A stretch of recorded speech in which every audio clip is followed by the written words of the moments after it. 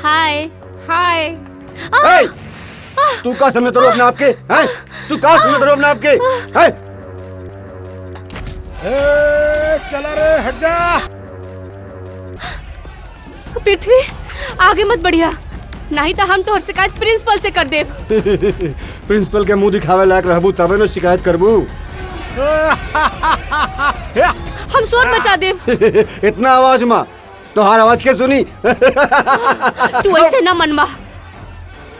बहुत हाथ चलत बा तोहार आजकल, लेकिन आज के बाद तोहार हाथ ना चली।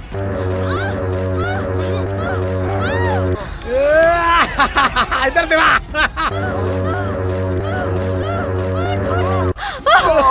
ला ला इधर ला। इधर आकाश बचावा हमरा। अब चल। बहुत हो गई तोहार नाटक। ला इधर दे। ये पकड़ा पकड़ा पकड़ा, ये पकड़ा।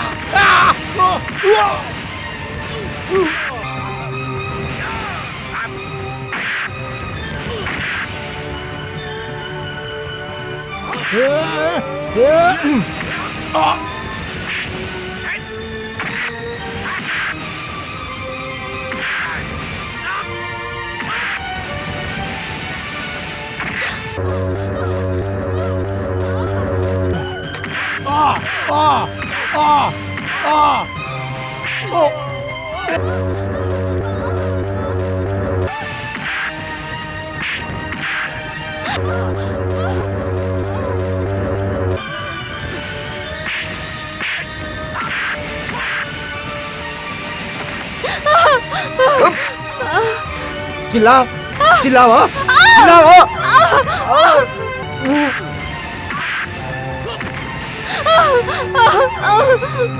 हराम ज्यादा पृथ्वी, छोड़ दो।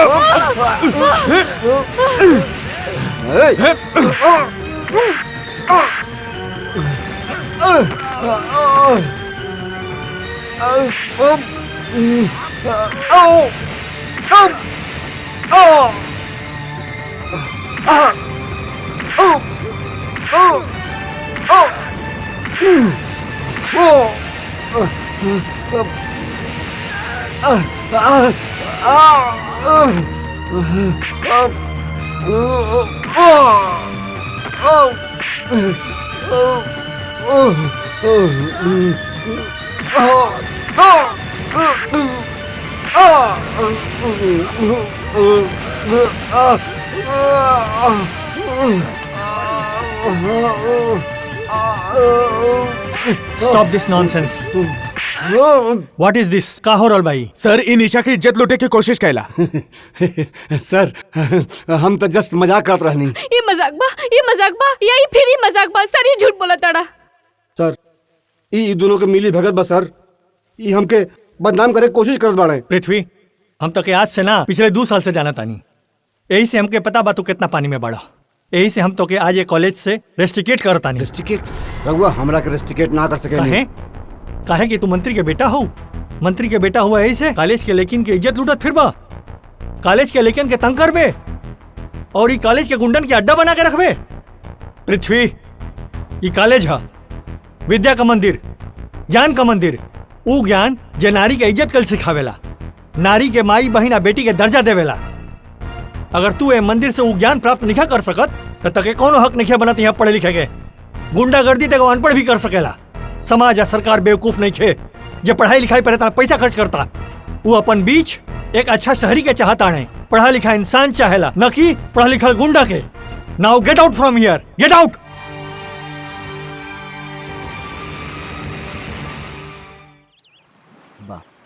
छुपल बा प्रिंसिपल ने पृथ्वी के निकाल दिया। अफसोस की बात तो भइल। हाँ, मंत्री जी आ गए। नमस्ते मंत्री जी। नमस्कार। माफ करिए प्रिंसिपल साहब, रवा यहाँ आवे खातिर कष्ट देनी। नमस्ते। रवा के इंतजार भी करे के पड़ल। रवा हमरा बहुत तकलीफ दिले बानी, यह से रवा के यहाँ आवे खातिर याद कैनी। हम उहे कहीं नहीं है जौन एगो कॉलेज के प्रिंसिपल के कल चाहत रहे। जौन स्टूडेंट गलती करी, कॉलेज के नियम के भंग करी, वो सजा तो पैबे करी। और अगर स्टूडेंट मंत्री के बेटा हो, सजा और भी कड़ा हो जाला। जकरा से कॉलेज के शहर में नाम होला, स्टाफ और स्टूडेंट में प्रिंसिपल के क्लीन इमेज बन जाला। रउआ मंत्री है ना, यही से जनता नाम और इमेज के बात करता नहीं। लेकिन एगो कॉलेज के प्रिंसिपल के ये सब बात से कोनो लेना देना ना होवेला। ओकर लेना देना होला तो सिर्फ कॉलेज के डिसिप्लिन से। जे स्टूडेंट डिसिप्लिन तोड़ेला ओकरा तरवा सजा देबे करेनी, लेकिन कई बार ओकरा निकालियो देवेनी, ताकि वो स्टूडेंट के जिंदगी भर सुधरे के मौके ना मिले। ओकरा उम्र भर ये बात के एहसास रहे कि वो गुंडा हा आ गुंडागर्दी ओकर नीति हो। सुधरे का मौका होके दिहल जाला जेकर अपनी गलती पर पश्चाताप होखे।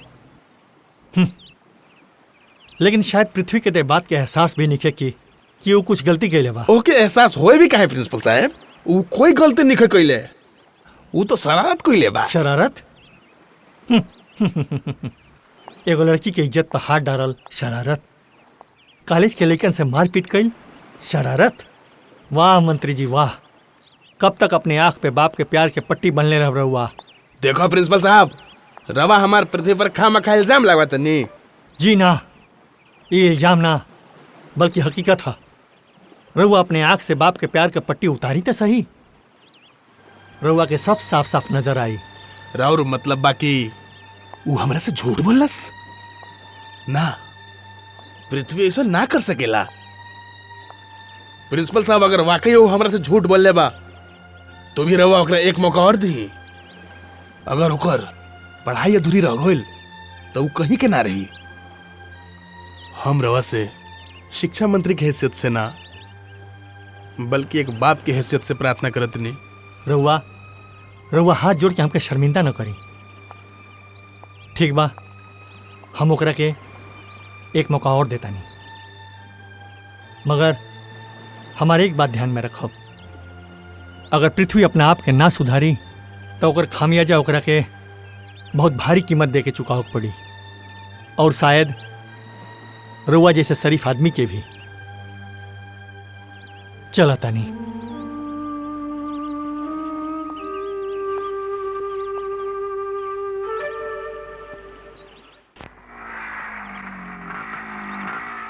आकाश आकाश, बाइक रोकी जल्दी। का भइल? वो देखिए भूचाल। ओ निशा, छोड़ा ना ये सब बात। रुकी ना, थोड़ा देर और देखे दी ना। Shut up idiot. चला।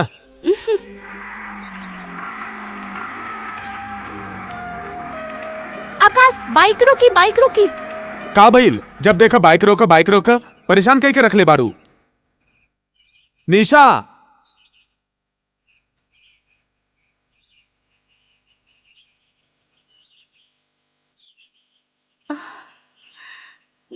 ए ए ए निशा के बच्ची प्यार करे वाले जोड़ा के छुप छुप के देखे में तो के शर्म नहीं के आवेला? ये गलत बात बा। ई खुल्लम खुल्ला प्यार करेला भी त बैड मैनर्स है। जब ओकरा खुल्लम खुल्ला प्यार करे में शर्म नहीं खे त हमरा देखे में कैसन शर्म। लागता बारिश होए वाला बा। ये बारिश होए से पहले निशा हमनी के घर चलल जाए। थोड़ा देर और रुकी ना, देखे दा ना हमका कितना रोमांटिक हो रहल बा। अगर ये लोगन के रोमांस हम यूं ही देखत रहब तो हमरो कदम भी बहक जाई। तब बहक जाए दीना।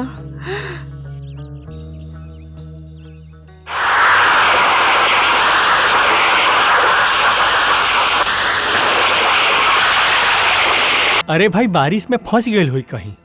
ऐसा मूसलाधार बारिश में कबो कबो टैक्सी या ऑटो रिक्शा के मिलल मुश्किल हो जाला। अरे का मुश्किल हो जाला? कम से कम फोन तो करे के चाहिए ना कि मम्मी हम यहाँ बानी, हम जाके ओकरा के पिकअप कर लेती। अरे का पता जहाँ पर फसल होखे वहाँ फोने ना होखे, या वहाँ का फोन खराब हो गई होखे। रवा भी कैसे अजीब बात करत आड़े। रवा समझत नहीं खे, एक तो लड़की जात, ऊपर से कच्ची उम्र, कहीं ओकरा के कोनो बहका न दे। हमरे बेटी के बहकले के तो सवाले नहीं के पैदा होखत। वो एगो समझदार लड़की बिया, ना वो खुद बहक सकेली और ना ही केहू के बहका सकेला। अरे अपन बेटी पे भरोसा रखा। हमके अपन बेटी पे पूरा भरोसा बा, मगर आजकल जमाना में जो ही नंगापन के नुमाइश हो रहल बा ना, वो कच्ची उम्र के कभू भी बहका सकेला।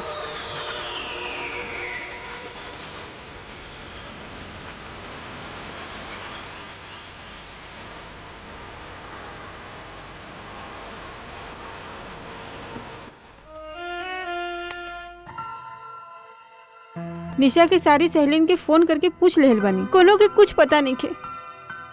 ये सब राउर के राट प्यार के नतीजा बा। अरे हम ना कहले रहनी कि लइकन के इतना आजादी देवे ठीक नहीं खे, मगर रउआ है न कि। अरे कहाँ बाबा आदम के जमाने का बात करो ताड़ू, ई सब पिछली सदी का बात बा। जमाना बदल गई बा, कबो कबो ज्यादा बंदिश भी बच्चन के बिगाड़ सकेला।